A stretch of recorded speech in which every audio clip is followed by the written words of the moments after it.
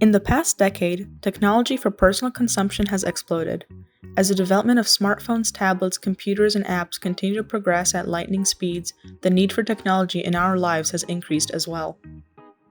Technology is here to make our lives easier. Rather than pulling out a tattered state roadmap out of your car's glove box and balancing driving while navigating your marked up route, you need only pull out your smartphone, open a navigation app, and have our favorite monotonous voice tell us exactly what direction to take at exactly what time. So yes, technology has made our lives easier.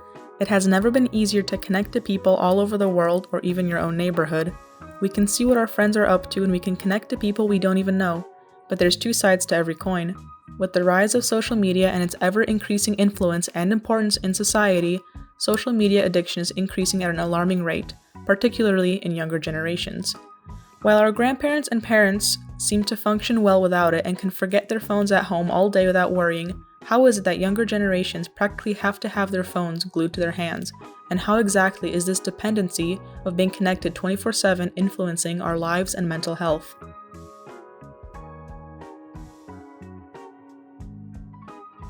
According to the Addiction Center, social media addiction is defined as, quote, a behavioral addiction by being overly concerned about social media, driven by an uncontrollable urge to log on to or use social media, and devoting so much time and effort to social media that it impairs other important life areas, unquote. While the average person may not be severely addicted, social media consumption is on the rise and it's concerning. Spending hours on social media sites like TikTok, Instagram, Twitter, or Snapchat can lead to eventual severe addiction. Even the need to check any of these daily is already a sign of it. Social media for some people is a hobby. The link between these two is that they both involve the rush of dopamine, the happy chemical. Getting a notification, whether a text or a like, the brain receives a rush of dopamine and triggers the reward pathways, bringing satisfaction and pleasure. Certain hobbies take countless time and patience to yield satisfying results, like learning an instrument. Contrarily, social media provides immediate rewards for minimal effort, manifesting as attention from others. This positive reinforcement makes people desire that attention to get that like or retweet.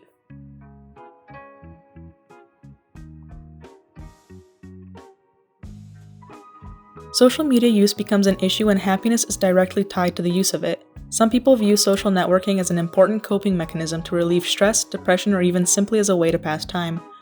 Consequently, by using social media as a coping mechanism and as an easy way to receive dopamine, the level of psychological dependency increases as well as we engage in this activity more and more.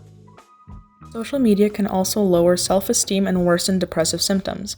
While social media connects us, it causes us to compare ourselves to people like influencers. When seeing how perfect someone's life is, when it's literally their job, it brings about feelings of worthlessness and loneliness, and can increase chances of depression. The Child Mind Institute reported that among teenage and young adult users who spend majority of their time on Instagram, Facebook, and other platforms, they displayed a 13 to 66% chance higher rate of reported depression than those spent less time on those platforms.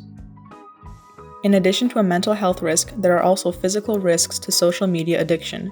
We've seen YouTubers or TikTokers do crazy or illegal stunts or pranks in order to go viral, and some of them end up arrested, in the hospital, or even dead. As mentioned previously, social media use triggers the release of dopamine, something we need to combat depressive feelings. Practicing a hobby such as painting, writing, playing sports, playing an instrument, etc. are activities that lead to lifelong satisfaction. The pleasure received from social media is temporary and empty, whereas a hobby can become a passion which is needed to lead a healthy life both mentally and physically. A study from the University of Pennsylvania suggests that social media has an adverse effect on mental health. During the study, 143 undergraduates at UPenn were randomly assigned to either limit social media use by 10 minutes per day or continue to use it as usual for 3 weeks. The group that limited use showed significant reductions in loneliness and depression over the 3 weeks compared to the control group. These findings led to the university strongly suggesting that limiting social media use to roughly 30 minutes a day may lead to a significant improvement of well-being. Social media use is on the rise in our generation and addiction is increasing with it. Spending hours on social media increases the risk of depression and depressive symptoms, such as low self-esteem, poor sleep patterns, isolation, mood swings, and many others. In a time where technology is ever present in the palm of our hands, it's important to take a step back and be in the moment. Once in a while, silence your phone. Read a book, learn a new hobby, or even lay under a tree and think.